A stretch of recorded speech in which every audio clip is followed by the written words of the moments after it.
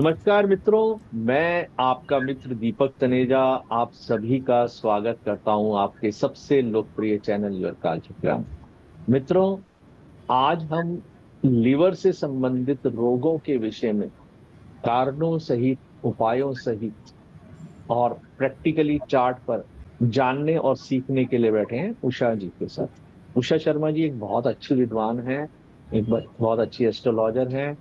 And I can proudly से कि भाई एक ऐसा फ्यूचर है भारत का कि जो आगे चल के बहुत अच्छे जो एस्ट्रोलॉजर्स रहेंगे उनमें उनका नाम रहेगा। तो मैं आप सभी के सहयोग से उनका स्वागत करता हूँ। नमस्कार उषा जी, आपका स्वागत है। नमस्कार सभी को। नमस्कार और राम राम।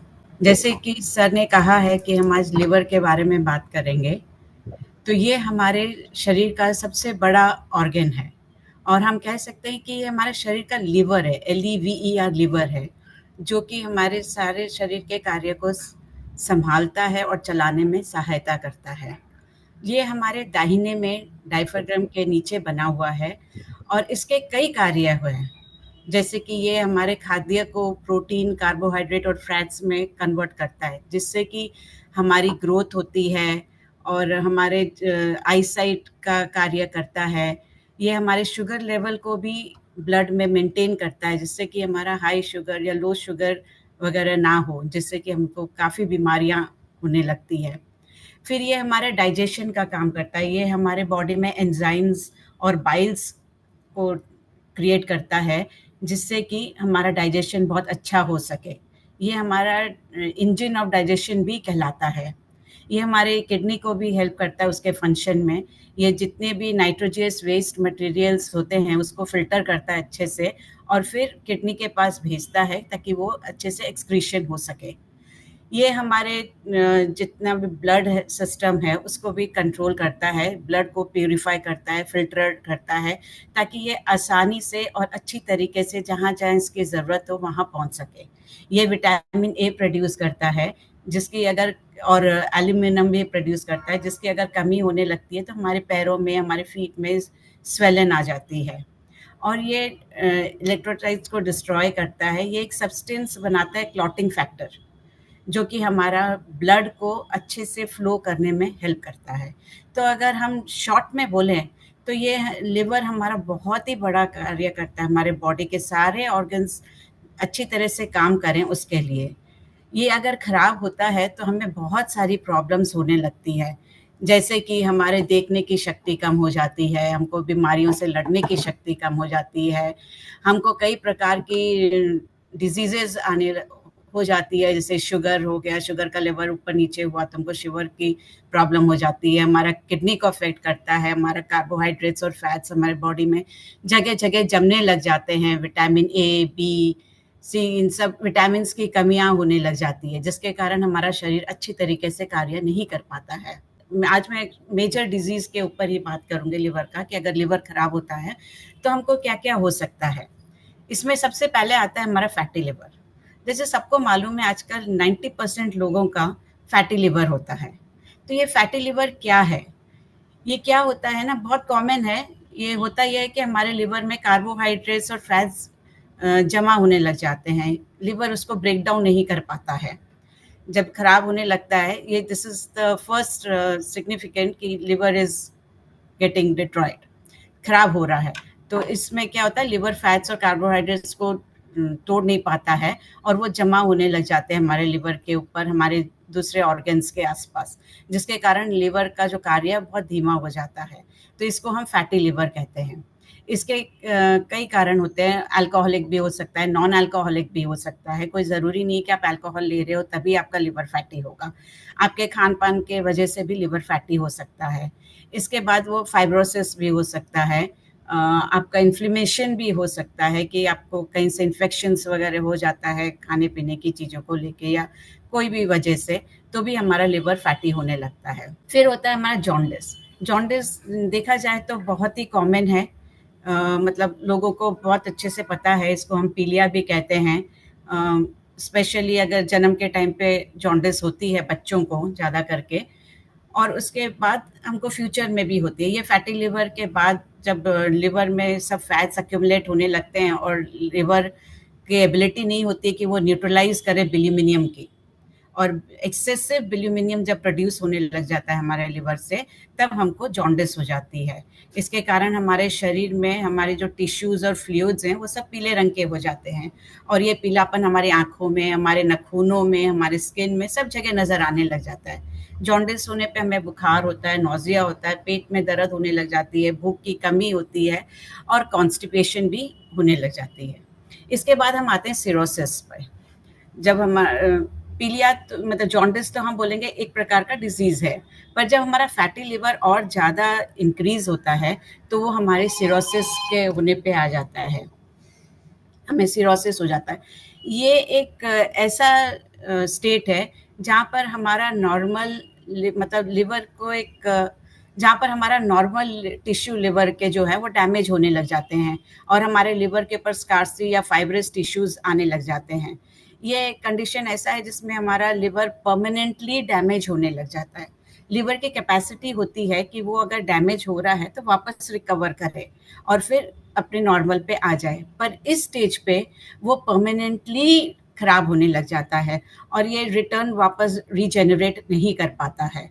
तो ये एक वजह है कि सिरोसिस को हमें काफ़ी ध्यान रखना चाहिए। इसमें हमारा लिवर क्या होता है, विषाक्त पदार्थ यानी टॉक्सिन को फ़िल्टर नहीं कर पाता है, शरीर की ज़रूरत के मुताबिक प्रोटीन नहीं बना पाता है, और शरीर में प्रोटीन की कमी होने पर खून के रास्ते में रुकावटें पैदा होने लगती है। इसके कारण हम जब सिरोसिस होने के पहले ही हमें लिवर को थोड़ा देख लेना चाहिए, और अगर सिरोसिस हो भी रहा है तो हमें उसको कंट्रोल करने की ज़रूरत होती है। और ये जब आगे और बढ़ जाता है तो हमारे टीबी या कैंसर या पैनक्रियाटिक कैंसर जिसको बोलते हैं, वो रूप ले लेता है। तो वो भी काफ़ी खतरनाक होता है हमारे लिवर के लिए। अगर हम देखें, वैसे तो हमें जल्दी से पता नहीं चलता है कि हमारा लिवर खराब हो रहा है। हमें जब तक लिवर 80% के आसपास खराब होने लगता है तब हमें सिम्टम्स पता चलने लगते हैं कि अरे हमारा लिवर खराब हो रहा है, हमारे डाइजेशन में प्रॉब्लम आने लग जाती है, फूड पचता नहीं है ठीक से, पेट में प्रॉब्लम आने लग जाती है। पर इसके पहले भी लिवर हमको काफ़ी सिम्टम्स देने लगता है कि आपका लिवर खराब हो रहा है, आप चेक करो बोल के करता है, पर हम उसको अंदर नज़रअंदाज कर देते हैं। कितने लोगों को तो पता ही नहीं चलता है कि ये सिम्टम है हमारे लिवर डैमेज होने का। जैसे हमारे एब्डोमेन में पेन होना, हमारे शोल्डर में डिस्कम्फर्ट होना, स्पेशली हमारे अपर राइट शोल्डर में प्रॉब्लम हो जाता है, हमारा फ्लूइड रिटेंशन होने लगता है, जैसे हमारे एंकल्स में, हमारे लोअर लेग्स में, फीट में, सब जगह फ्लूइड इकट्ठे होने लग जाते हैं, हमारे एब्डोमेन में फ्लूइड इकट्ठे होने लग जाते हैं, हमारा स्किन चेंज होने लग जाता है, स्किन में खुजली टाइप की होने लग जाती है, कहीं कहीं फैट्स जमा हो जाते हैं। कितनी बार हम देखें कि हमारे आईलिड्स के ऊपर छोटे छोटे वाइट स्पॉट्स आने लग जाते हैं, वो एक्चुअली फैट्स होते हैं जो हमारे आईलिड्स के ऊपर आते हैं, हमारे चिन में फैट्स हो जाते हैं, कहीं कहीं छोटे छोटे गोली टाइप के हमारे गर्दन में दिखाई देती है, स्कार मार्क्स दिखाई देते हैं स्किन के ऊपर, हमारे स्किन के ऊपर वेब वेन्स आने लग जाते हैं। आप कई बार देखे होंगे कि ब्लू कलर के वेन्स एकदम नज़र आते हैं रहते हैं। तो ये सब हमारे स्किन के प्रॉब्लम्स जो होते हैं ये भी हमारे लिवर रिलेटेड होते हैं। हमारा स्टूल और यूरिन का कलर भी चेंज होने लग जाता है, पेल क्ले कलर्ड स्टूल होने लग जाते हैं और यूरिन काफ़ी डार्क होती है। स्टूल भी हमारे ना चिकना टाइप का होने लग जाता है, फिर मोटापा आ जाता है, फैटिग आ जाता है, और हमारे एपेटाइट लॉस होने लग जाता है, हमको इजीली ब्लीडिंग होने लग जाती है, कभी नाक से हो रही है या कहीं कट है तो भी ब्लड रुकने में काफ़ी समय लेता है, रुकता नहीं है जल्दी से। अगर हम देखें हमारे हाथों पे मतलब पाम स्ट्रीट पर जाएं अगर, तो हमारा जो नेल्स है वो स्पून शेप या क्लब शेप नेल्स होने लग जाते हैं, और हमको काफ़ी काफ़ी थकान होने महसूस होती है, क्योंकि हमारे बॉडी को ताकत देने की क्षमता नहीं होती है। जब हमारा लिवर खराब होने लगता है तो वो प्रोटीन प्रोड्यूस नहीं कर पाते जिससे हमारी बॉडी ग्रो करे या हमारे किसी भी डिजीज से लड़ने की शक्ति उसमें आए या उसमें एक्टिवनेस आए। जब एक्टिवनेस नहीं होगा तो इंसान ऑटोमेटिकली टायर्ड रहेगा दिन भर। तो ये हमारा एक तरीके का सिम्टम है कि भाई आप थोड़ा सा अपने लिवर को चेक करो। और लिवर खराब क्यों होता है? मेन बात मतलब आपको मैं बताती हूँ। वैसे तो कुंडली में भी हम जब देखेंगे तो हम देखते हैं कि कौन-सा ग्रह खराब हो रहा है। तो वो ग्रह जो खराब हो रहा है वो हमारा लिंक्ड होता है हमारे मतलब सब चीज़ों पे। जैसे अल्कोहल है, अल्कोहल से हमारा लिवर खराब होता है, ये तो बहुत ही कॉमन सभी को पता है। पर अल्कोहल हम कब लेते हैं? जब हमारा ज़्यादा करके राहु अगर खराब होता है तो हम उसको लेते हैं, चंद्रमा खराब होता है तो हम लेते हैं। तो वो कुंडली की बातें मैं आपको बताऊँगी आगे चल के, पर अभी आपको मैं बता रही हूँ कि लिवर किस-किस चीज़ों से संबंधित चीज़ों से खराब हो जाता है कि हम अल्कोहल लेते हैं ज़्यादा, या हमारा मेडिकेशन कितनी बार है कि भई थोड़ा-सा कहीं बीमार पड़े, बुखार हो गया, चलो हम मेडिसिन ले लेते हैं। पर हम ये नहीं देखते हैं कि उसके प्रिस्क्रिप्शन के नीचे लिखा हुआ है कि अगर आप ओवरडोज़ ले रहे हैं, तो it will affect your liver. ये हम नज़रअंदाज कर देते हैं। तो overtaking of medications, over eating, ये बहुत ही इम्पोर्टेंट है। अगर हम ज़्यादा ले रहे हैं, मतलब ठूस के खा रहे हैं, रिच फूड ले रहे हैं, ऑयली फूड ले रहे हैं, ऑयल खराब है, बाहर का स्ट्रीट फूड ले रहे हैं जिसका ऑयल खराब होता है, वो सब अगर हम बहुत ज़्यादा खा रहे हैं तो भी ये हमारे लिवर को बहुत इफ़ेक्ट करता है। ये हेरिडिटरी भी हो सकता है। मतलब लोग का मानना है कि नहीं, हमारा लिवर हमारे अभी के समय के हिसाब से होता है, तो वो नहीं है। हमारा ये हेरिडिटरी भी आ सकता है। अगर हमारे दादा परदादे का भी ऐसा कोई प्रॉब्लम हुआ होगा तो it will definitely affect you. ये बाय बर्थ भी हो सकता है, जेनेटिक भी हो सकता है। और सबसे ज़्यादा है कि हम पॉल्यूटेड वाटर लें, या हमारा हाइजीन अच्छा नहीं है, हमारे घर का सराउंडिंग अच्छा नहीं है, साफ सुथरा नहीं है, हम एक्सपायर्ड फूड खा रहे हैं, घर के सामने में कूड़ा कचरा हम रख रहे हैं, या हम घर के अंदर भी अगर हम सड़ी या बेकार की चीज़ें को इकट्ठा कर रखे हैं तो भी हमारा लिवर खराब होता है। हम वो एकदम मान के चलेंगे कि हमारा लिवर खराब होता है उसके कारण भी। और बाहर का भी खाना पीना अगर अच्छा नहीं है, अगर हम एक्सपायर्ड फूड ले रहे हैं, गंदा पानी पी रहे हैं, गंदा ऑयल का खाना खा रहे हैं, गंदे हाथों से बना हुआ खाना खा रहे हैं, जहाँ पर पॉल्यूटेड है सब चीज़, तो वो भी खराब करता है। और इससे ज़्यादा इम्पोर्टेंट है हमारा रूटीन लाइफ। अगर हम समय पर खाना पीना नहीं कर रहे हैं, सोना नहीं कर रहे हैं, हमारा रूटीन लाइफ बिगड़ा हुआ है, तो भी ये हमारे लिवर को बहुत बहुत बहुत इफ़ेक्ट करता है। आजकल तो ट्रेंड हो गया है लोगों का कि देर से सोना, देर से उठना और वैसे ही जल्दीबाज में सारा काम करना, but this is not at all good. हमारे लिवर को भी समय चाहिए कि वो उसको अच्छे से चीज़ों को जनरेट कर पाए। अगर हम वो समय उनको नहीं दे रहे हैं, तो फिर वो अच्छे से काम नहीं कर पाएगा। तो हमारा रूटीन लाइफ बहुत ज़्यादा ज़रूरी है। इसके अलावा एक्सरसाइज़ डेली करना चाहिए। अगर हम एक्सरसाइज़ नहीं कर रहे हैं, तो भी हमारा लिवर पे प्रॉब्लम आने की स्थिति बन जाती है। अब हम आते हैं पैरामीटर्स पे। हमारा एस्ट्रोलॉजिकल पैरामीटर क्या बताता है कि हम कुंडली देख के कौन से ग्रह को देखते हैं मेनली, जिससे हमें पता चलता है कि इस कुंडली में प्रॉमिस है कि वो खराब होगा, कि ये इस प्रकार की कोई प्रॉब्लम आने वाली है। तो पैरामीटर्स में सबसे पहले तो हम देखेंगे कि हमारा लिवर का कारक है गुरु। तो अगर गुरु खराब है हमारा, तो फिर मान के चलिए कि हमारे को कोई ना कोई पेट संबंधित या लिवर संबंधित प्रॉब्लम आने वाली है, क्योंकि गुरु सबसे बड़ा कारक है लिवर का। इसलिए हम गुरु को सबसे पहले लेते हैं कारक ग्रह जब भी देखते हैं तो। उसके बाद आता है हमारा लग्नेश। अगर हमारा लग्नेश खराब है तो भी हमको प्रॉब्लम होगी। हमारा लग्नेश अच्छा होना चाहिए। इसके अलावा हम देखते हैं फर्स्ट हाउस। हमारा फर्स्ट हाउस कैसा है? फर्स्ट हाउस हमारा लगन है, हमारा हेल्थ है, हमारा शरीर है। तो हमारा शरीर कैसा रहेगा ये हम फर्स्ट हाउस से देखते हैं। और फिफ्थ हाउस और सिक्स्थ हाउस लिवर को रिलेट करता है।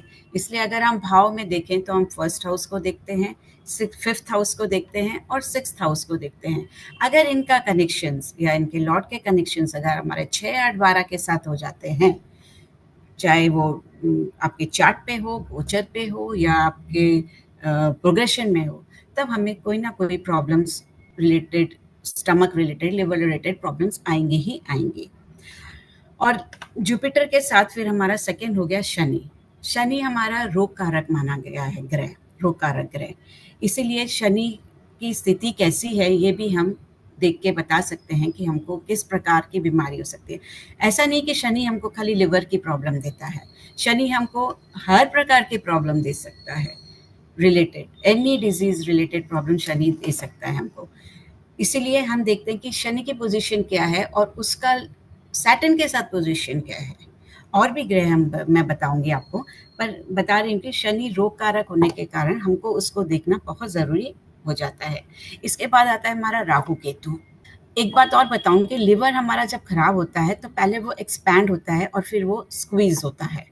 तो हमारा जो स्क्वीज होने का कारण है वो भी हमारा शनि और केतु होता है, और जो एक्सपैंड होने का कारण है वो हमारा राहु है। इसलिए पहले तो गुरु देखते हैं, फिर शनि और फिर राहु केतु देखना बहुत ज़रूरी हो जाता है। उसके बाद आता है हमारा सूर्य। सूर्य हमारा हेल्थ का कारक माना गया है, and it is the ability to fight the diseases also. हमारा सूर्य कैसा है कुंडली का, और उसका कनेक्शन किन किन ग्रहों से किन किन भावों से हो रहा है और कैसा कनेक्शन हो रहा है, ये देखना हमारे लिए बहुत ज़रूरी होता है। सूर्य हमारा वाइटलिटी का कारण भी है, इसीलिए सूर्य बहुत इंपॉर्टेंट हो जाता है जब भी हम कोई भी हेल्थ रिलेटेड इश्यूज देखते हैं। इसके बाद आता है हमारा चंद्रमा। चंद्रमा हमारा मन का कारक है, ये तो सभी जानते हैं। अगर हमारा मन अच्छा नहीं है तो हमें कोई भी प्रकार की डिजीज़ पकड़ सकती है, पर इस मामले में मैं बताती हूँ, अगर हमको कोई भी इन्फ्लेमेशन होता है, कोई भी इन्फेक्शंस होते हैं, तो it is related to moon. तो अगर हमारा मून खराब है तो भी हमको इन्फ्लेमेटेड या फिर हमारा इन्फेक्शंस वगैरह सब बहुत जल्दी होंगे, और हमको ये डिज़ीज़ हो सकती है, क्योंकि हमारा लिवर भी इन्फ्लेमेशन भी और आपका इन्फेक्शन से भी रिलेटेड है। उसके बाद आता है मंगल। मंगल हमारा डिजीज़ फाइट करने का कारक है, करेज का कारक है। तो अगर ये खराब होता है तो कोई भी बीमारी हमको बड़ी आसानी से पकड़ सकती है। इसलिए हमारा मंगल का स्ट्रॉन्ग होना बहुत ज़रूरी होता है, और ये ब्लड रिलेटेड भी है।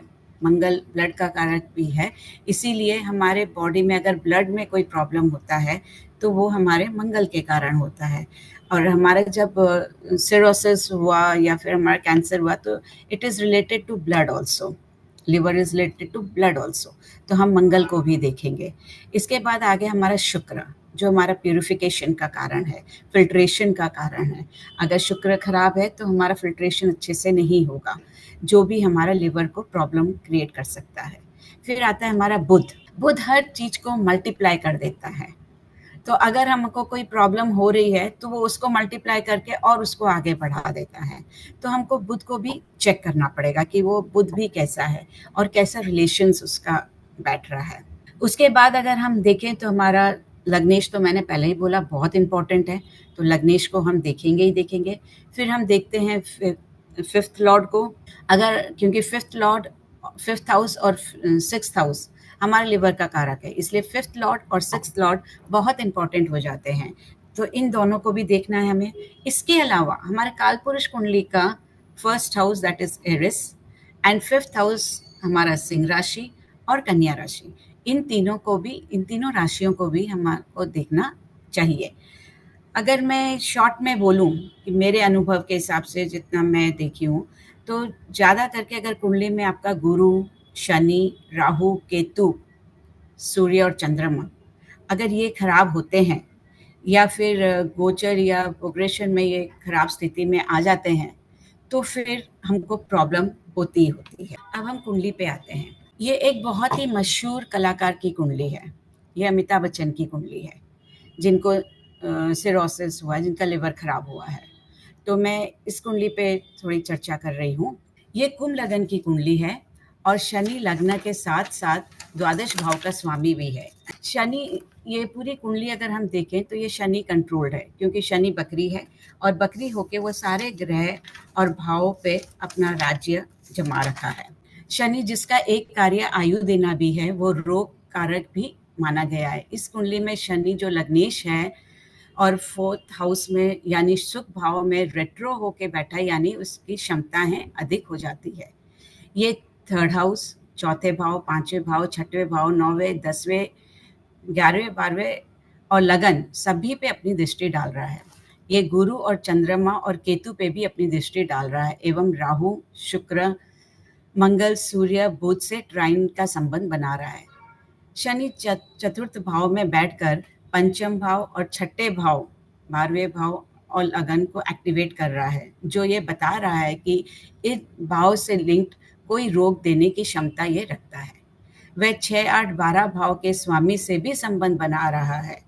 गुरु, तो हम देख लिए कि शनि यहाँ पर आपको 6, 8, 12 को भी एक्टिव कर रहा है, लगन को भी एक्टिव कर रहा है, फिफ्थ को भी एक्टिव कर रहा है, इसलिए ये हमको इस संबंधित रोग जरूर देगा। अब अगर हम गुरु को देखें तो वह छठे भाव में, जो कि रोग भाव है, वहां पर उच्च का होके बैठा हुआ है और इस कुंडली का अकारक ग्रह है। गुरु उच्च का होने के कारण और अकारक होने के कारण और फिर वो छठे भाव में बैठा है, तो वो छठे भाव से रिलेटेड जरूर आपको कोई बड़ी प्रॉब्लम देगा। शनि और राहु से दृष्ट होने के कारण ये किसी बड़े रोग का संकेत दे रहा है। पेट एवं लीवर से संबंधित बीमारी बता रहा है। चंद्रमा जो रोगेश होकर नवम भाव में शत्रु राशि में बैठ गया है, ये शनि एवं केतु से दृष्ट है और राहु के नक्षत्र में होने के कारण काफी कमजोर हो गया है। सूर्य की स्थिति भी कुछ अच्छी नहीं है। अष्टम भाव में बकरी अष्टमेश के साथ बैठा हुआ है और शुक्र जो 64 नमांश में है उसके साथ बैठा हुआ है, यानी सूर्य भी यहाँ बहुत कमजोर है। ये फाइट करने की एबिलिटी देगा तो सही, पर ज्यादा नहीं दे पाएगा। ये भाव एक्टिव होने पर क्रोनिक डिजीज का संकेत भी दे रहा है, क्योंकि हमारा अष्टम भाव एक्टिव हो गया है। अगर हम देखें, भाव में आके देखें, तो हमारा लगन राहु केतु एक्सेस पे है और शनि की दृष्टि और अष्टमेश की दृष्टि उस पे पड़ रही है। केतु की दृष्टि भी पंचम भाव पे है और अकारक गुरु तो छठे भाव में अपने आप ही बैठा हुआ है। फिफ्थ और सिक्स्थ भाव पे भी शनि की दृष्टि पड़ रही है। सिंह राशि राहु केतु के एक्सिस पे है और बुध भी काफी पीड़ित है। कन्या राशि में अश्मेश भाव में अश्मेश बुध, मार्केश सूर्य, शुक्र जो 64 नवांश में है और मंगल तीसरा लॉर्ड से पीड़ित है। ये हमें बता रहा है कि इनको कोई क्रोनिक डिजीज का हो सकती है और D1 के चार्ट से तो ये प्रॉमिस हम देख ही लिए हैं। अब जब हम प्रोग्रेशन पे आते हैं और दशा गोचर में लग्न और कारक ग्रहों की स्थिति खराब होगी और 6, 8, 12 भाव फिर से एक्टिव होंगे, तब ये बीमारी होने की संभावना पूरी तरह से हो जाती है। इनको 1982 में हेपेटाइटिस बी की बीमारी हुई थी और जिसके कारण आगे चल के इनको सिरोसिस हुआ था। उस समय इनकी जो दशा चल रही थी वो शनि और चंद्रमा की थी। शनि जो लग्नेश है और चंद्रमा रोगेश है। अब अगर हम प्रोग्रेशन देखें तो लग्नेश शनि का संबंध D1 के शनि, राहु, केतु एवं चंद्रमा से बन रहा है। साथ ही चंद्रमा सप्तम एकादश भाव दूसरे भाव से बन रहा है। माइनर प्रोग्रेशन में अगर देखें तो शनि अष्टम भाव में एवं शुक्र, मंगल, बुध, सूर्य से संबंध बना रहा है, जो रोगेश, अष्टमेश एवं द्वादश भी है। गुरु भी चंद्रमा जो रोगेश है, शनि जो लग्नेश एवं द्वादश भाव के स्वामी के साथ संबंध बना रहा है। ये केतु से भी संबंध बना रहा है और नवम भाव, तृतीय भाव एवं पंचम भाव से भी संबंध बना रहा है। चंद्रमा 12वें भाव में बैठकर शनि, गुरु, शुक्र, मंगल सबको एक्टिव कर रहा है। बुध, केतु, सूर्य सब उसके संबंध में आ रहे हैं। इस प्रोग्रेशन से हम देख सकते हैं कि जब लग्नेश, गुरु, चंद्रमा, राहु, केतु, रोगेश, अष्टमेश, द्वादश, तृतीयेश एवं लग्न, पंचम भाव, छठे भाव, अष्टम भाव, 12वें भाव सभी एक्टिव हो रहे हैं, जो हमें बता रहा है कि लिवर से रिलेटेड कोई क्रोनिक बीमारी होने वाली है जो इन्हें हॉस्पिटल तक पहुंचाएंगी और दशा भी यही संकेत कर रही है। इसीलिए इनकी इस दशा में इनको लिवर रिलेटेड प्रॉब्लम हुई है, जो कि काफ़ी क्रोनिक है और अभी तक चल रही है। अब हम दूसरी कुंडली पे आते हैं। ये मेरे एक बहुत ही खास परिचित हैं, उनकी कुंडली है और अगर हम ध्यान से देखें तो ये भी शनि कंट्रोल कुंडली है। लग्नेश गुरु अगर देखें तो राहु केतु एक्सेस पे है और शनि कुंडली का जो कारक ग्रह है उससे भी ट्राइन बना रहा है। गुरु शुक्र के नक्षत्र में है, जो कि 6 भाव को एक्टिवेट कर रहा है। और लग्न देखें तो वो केतु के नक्षत्र में है, जो मार्केश भाव में बैठा हुआ है। केतु का डिस्पोजिटर भी अगर हम देखें तो वह 12वें भाव में जाके बैठ गया है। अगर हम चंद्रमा की पोजीशन देखें, जो तो बहुत खराब है, और वो अष्टम भाव का स्वामी होकर तीसरे भाव में बैठ गया है। तीसरे भाव में बैठा हुआ चंद्रमा वैसे ही काफी कमजोर होता है, और फिर तो ये केमध्रुव का है। ये शनि से दृष्ट है और शुक्र और मंगल से ट्राइन में है। मंगल इनका 64वां नमांशा में भी है। अगर हेल्थ का कारक सूर्य को देखें तो वह 12वें भाव में बैठा हुआ है, यानी अच्छा हेल्थ नहीं बताता है। सूर्य नौमेश होकर 12वें भाव में बैठ गया है, वह भी शनि से दृष्ट है। शनि इस कुंडली में सभी ग्रहों के साथ संपर्क बना रहा है, और साथ ही साथ 3, 6, 8 और 12वें भाव को भी एक्टिव कर रहा है। वह क्रोनिक बीमारी बताता है और ऑटोइम्यून होने के होगी, और पंचम और छठवें भाव से रिलेटेड होगी, ये भी वह संकेत में कह दे रहा है।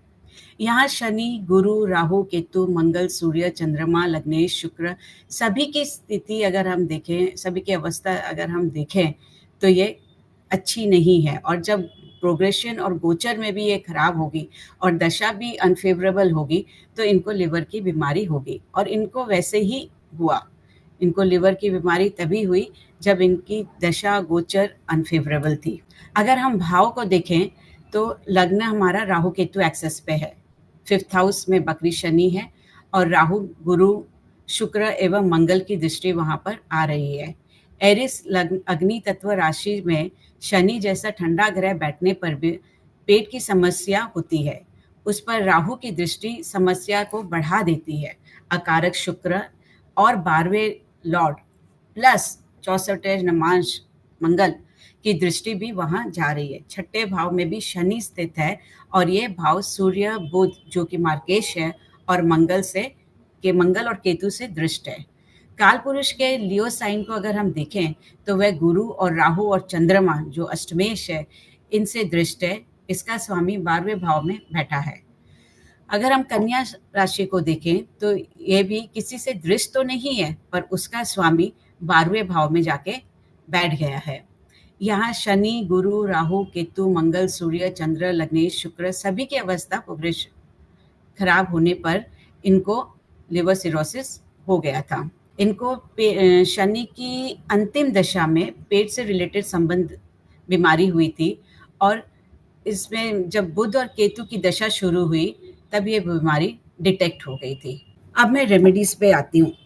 वैसे तो रेमेडीज हम कुंडली देखकर ही देते हैं कि क्या कौन सा ग्रह खराब है, या कौन सा ग्रह का हमको दान करना चाहिए, स्टोन देना चाहिए, पूजा करवानी चाहिए, या आगे कौन से ग्रह को ठीक करना चाहिए, वो हम कुंडली देख के ही देते हैं। पर कुछ है नॉर्मल, अगर हमारा लिवर खराब होता है या हमारे गुरु से संबंधित प्रॉब्लम होती है, तो कुछ रेमेडीज ऐसी होती है जिनको हम नॉर्मली भी देते हैं। जैसे विष्णु सहस्त्र नाम करना चाहिए हमें हनुमान चालीसा करना चाहिए, और हमें रुद्र अभिषेक समय समय पे करवाना चाहिए। ये नहीं कि एक बार करवा दिए तो हो गया, ऐसा नहीं होता है। हमें समय समय पे रुद्र अभिषेक करवाना चाहिए। इन सब के अलावा जो कि सबसे इम्पोर्टेंट होता है, वो होता है हमारा डेली रूटीन लाइफ। हमारी रूटीन लाइफ बहुत अच्छी होनी चाहिए। हमें समय पर अपना कार्य करना चाहिए, जिसके कारण अगर हमारा रूटीन लाइफ नहीं बिगड़ता है तो हमारे ऑर्गन्स जो बॉडी के हैं वो अच्छी तरह से काम करेंगे। इसके अलावा हमारा फूड हैबिट आ जाता है। फूड हैबिट यानी हमें कभी भी ओवर ईटिंग नहीं करना चाहिए, हमें ठूस ठूस के नहीं खाना चाहिए। इससे हमारे लिवर में प्रॉब्लम होती है। हमारी लिवर की जो क्षमता होती है डाइजेशन की, वो धीमी हो जाती है, क्योंकि हम ओवर ईटिंग कर रहे हैं। वो थक जाता है, वो टायर्ड हो जाता है, जिसके कारण और बीमारियां होने लग जाती है। इसलिए हमारी फूड हैबिट्स अच्छी होनी चाहिए। ऑयली खाना ज़्यादा नहीं खाना चाहिए। बाहर का गंदा तेल में बना हुआ एक्सपायर्ड फूड हो, बासी खाना हो, बचा हुआ खाना हो जो सड़ रहा हो, ये सब चीज़ हमें एकदम अवॉइड कर देना चाहिए। हमें अल्कोहल भी अवॉइड करना चाहिए। इसके अलावा हम बोल सकते हैं कि हमें रोज़ एक्सरसाइज करना चाहिए। It is very very important for not only liver, for the function of your whole body. इसलिए हमें रोज़ एक्सरसाइज करना चाहिए और walking is a must of at least 45 minutes daily. आप जल्दी-जल्दी नहीं चल पाते, कोई बात नहीं है, आप धीरे-धीरे चलिए, शांत मन से चलिए और फिर थोड़ा-थोड़ा अपना स्पीड और अपना टाइमिंग बढ़ाइए। तो walking is also a must. वैसे कुंडली पे विशेष रेमेडीज़ होती है, जो एस्ट्रोलॉजर देख के बताता है, इसलिए अगर आपको ज़्यादा प्रॉब्लम है, तो आप किसी अच्छे एस्ट्रोलॉजर से कंसल्ट करिए और अच्छी रेमेडीज़ लीजिए। रेमेडीज़ का ये मतलब नहीं है कि आप डॉक्टर को ना दिखाएँ या फिर आप डॉक्टर के मेडिसिन्स ना लें। रेमेडीज़ हम देते हैं ताकि अगर आपका अभी लिवर खराब नहीं हुआ है, तो आपको वो प्रिवेंट करेगा, अगर आप रेमेडीज़ लेते हैं तो।